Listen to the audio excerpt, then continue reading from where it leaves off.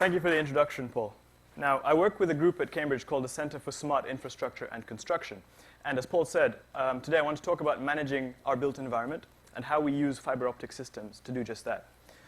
So I'll start off with some background information. Now, since 2009, most of the world has lived in urban centers, and that continues to increase.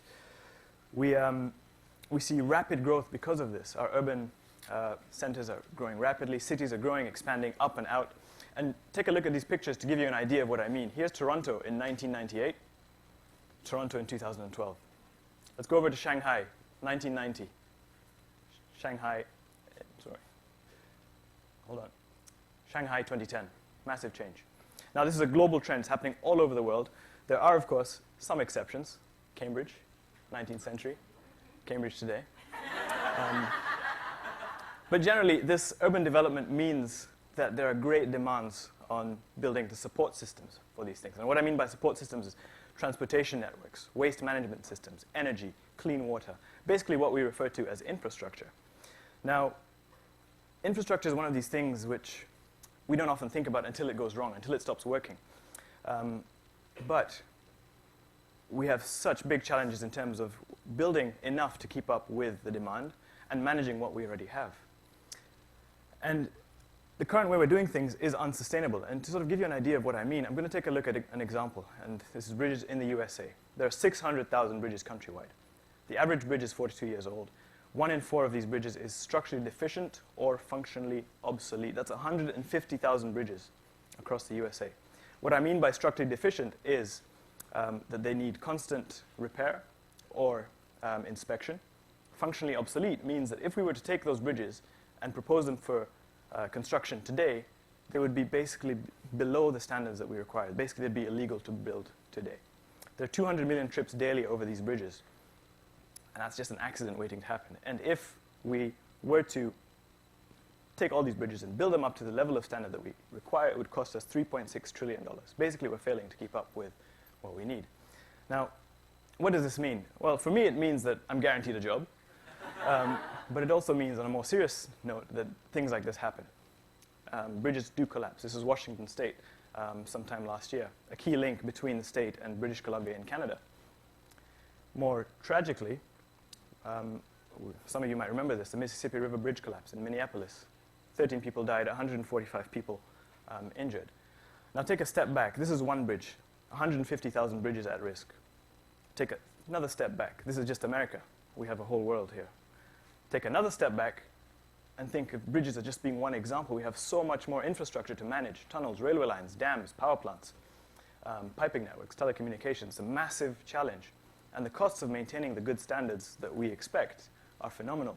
Inspection and assessment are extremely difficult because very labor intensive, and it requires technical expertise. These factors mean that we're unable to respond as quickly as we need. Then we have the challenges of build quality. We're building so fast that sometimes quality is compromised, which means our structures don't last as long as we want them to. So here comes in my research. Now, I work with fiber optics, and our goal is to embed fiber optic cables into our structures. Now, fiber optic cables transmit pulses of light. This light responds in very predictable ways to conditions like temperature, to changes in force. So the idea is to embed these cables in a composite way with our structures, so that we can infer the behavior of our structures from the predictable responses of our cables. Using that, we create a network of sensors in our buildings to give us not just a higher quantity of information, but a higher quality of information at a faster rate than we're able to do with traditional methods. It also opens up the possibility of monitoring our infrastructure continuously without having to send teams out. So we can keep track of our structures remotely, we can identify critical safety hazards and address them before they become disasters. And we can create feedback loops where we use information to improve our future designs. What I do is a subset of this. So I look at building foundations and I look at tunnels. So I install fiber optic cables into these structures to assess the quality of our construction, to make sure that we are meeting the quality standards that we set out in our designs. And I do this in these structures because inspection is difficult. We stick these things 50 meters into the ground, or in the case of tunnels, we have kilometers and kilometers of these, which to walk along would be horrible. So where will this lead? Going back to the bridge example, if we look at existing bridges, if we install fiber optic systems, these will allow us to monitor the condition of our bridges in real time, It will help us to prioritize which bridges are in critical condition, and that way we can act and distribute our resources more effectively. If we look at new construction, embedding our fiber optic cables into structures will give us an idea of build quality. So we'll know that we're building our bridges or our infrastructure in general to the quality that we expect. It will give us a chance to monitor these structures over their lifetime, and it will give us an insight into what is going on to these structures, help us to detect problems before they happen and address them in good time. Now the future, where we're headed, our vision is to create sort of a nervous system where our cities are aware of themselves. So our cities and our structures and our infrastructure will come to us and tell us where they are hurting, instead of waiting for us as engineers to go out and figure it out before it's too late. So that's where I'll stop for today. I hope that's given you sort of a brief feel of what I do, and I'd be happy to sort of take some questions and comments and ideas. Thank you for listening.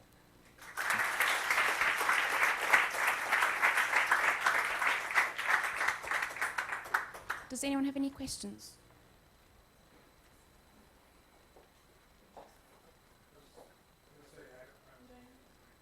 What cities would you point to that are examples of high-quality infrastructure to learn from? There's no perfect city. Let me think. Copenhagen is quite good from cities that I've visited in terms of having very good, manageable infrastructure. They have very good railway networks. Their link to the port is really good. Things like that. So they have sort of a manageable size of infrastructure. Whereas in a lot of cities that are built around the cars, you get problems with just, sort of, they've expanded too much, too many roads, it's sort of become unmanageable. So Copenhagen is a good city that I can think of. I was quite impressed with Sydney as well when I visited there.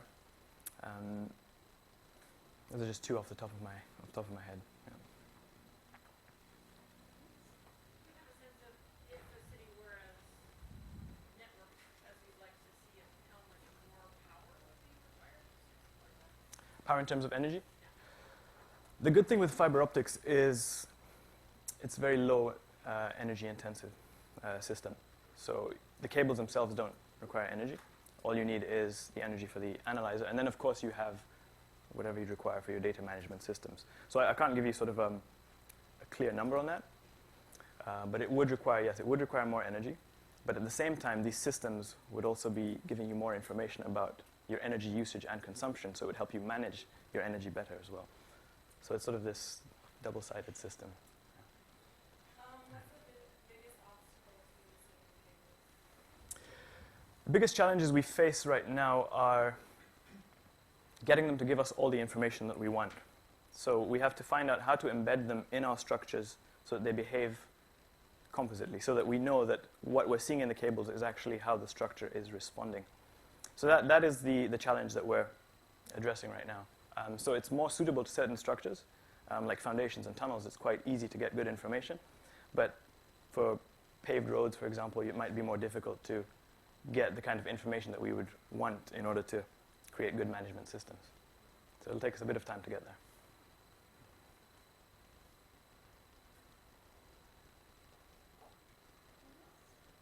Sounds like you're doing really interesting, innovative work. Is there something, do you have like a secret dream for the next steps?